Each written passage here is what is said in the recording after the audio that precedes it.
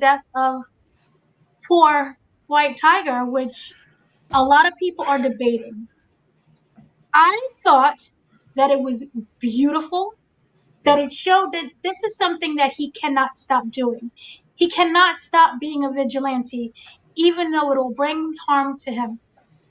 And that just goes to show the difference between people who claim to be a hero and people who actually are heroes. And remember, he stopped at that moment in the middle of the street because he heard yelling.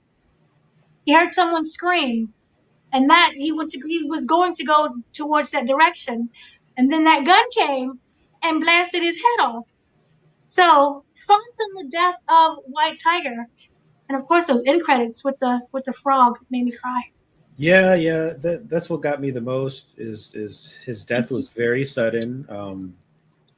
I didn't expect it to happen. I mean, maybe you could have expected that he was going to die, but just in the same episode or like within the same like 10, 15 minutes of the show, no. But yeah, then after he dies, it gets a little close up shot of the killer's chest, and we don't know who the killer is, but had a Punisher logo on it. So people are just like, "Oh my god, why would the Punisher do this?" It's not the Punisher. It cannot be It the wasn't Punisher. even He his would shirt. never. Yeah, he would never do this. This is far from his character. So no, it's not the Punisher. But that part was emotional, but I still kind of think it's stupid. And yes, granted, we don't know what the timeline was exactly from how long it's been since after the trial to when he puts on the White Tiger costume again.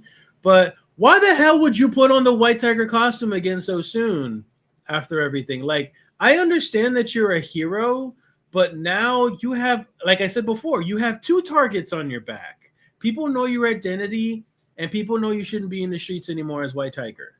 So it's just like you're a vigilante, and on top of that, you're just acquitted of a trial, and you decide to put on that suit. Like, you couldn't wait a couple months, dude, or a year or something, and you got your family to worry about now too. Like, I understand you're a hero, and I get that you need to push this hero agenda of just like it doesn't matter.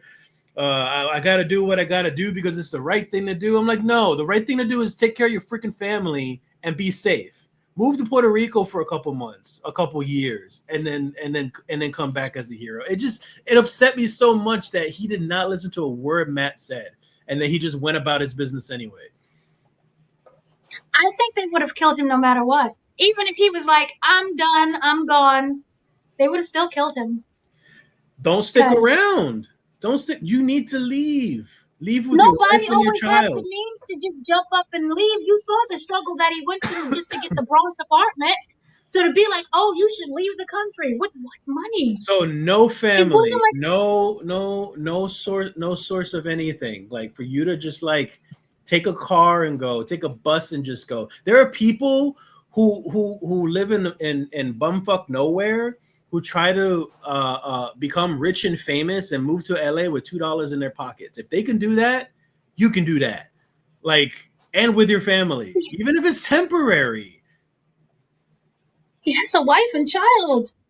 That's a lot of displacement. No And he excuse. just got the apartment, darn it. Yeah, no excuse. Oh, that God. that See, that to upset me, me. That really upset me that he was. I look at it as that he is a bit selfish about it, but I also understand that yes, it is.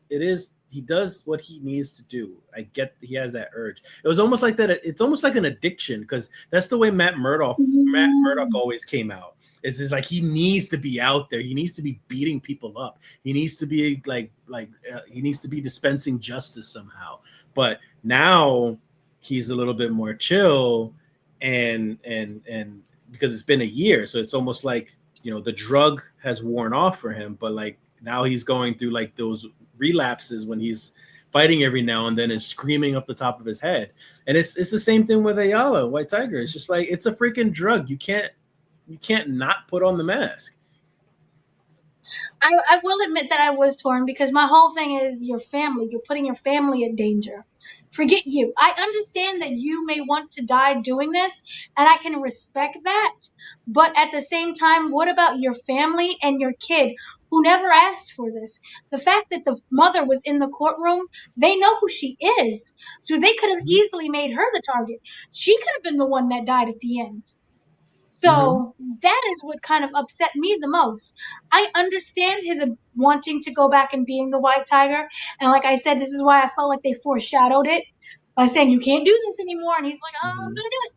Yeah. Because it is a calling and a need and an addiction. And that kind of goes with the whole theme of, is vigilantism an addiction? And then why? What is it that you're trying to fulfill that you're unable to get? Because I'm not putting on a costume, blessed, but a lot of people who would have seen that situation with Ricky Torres being beaten up by, we didn't know it was the cops, but the two regular people, they would have just, let me just go Like I another said, way. regular New Yorkers just mind their own business. And you've seen it countless times of videos. Why is he just standing there and not helping? We don't want to die. We Mhm. don't have that in us. So respect to the people who do, but that, it just goes to show how everyone is built differently.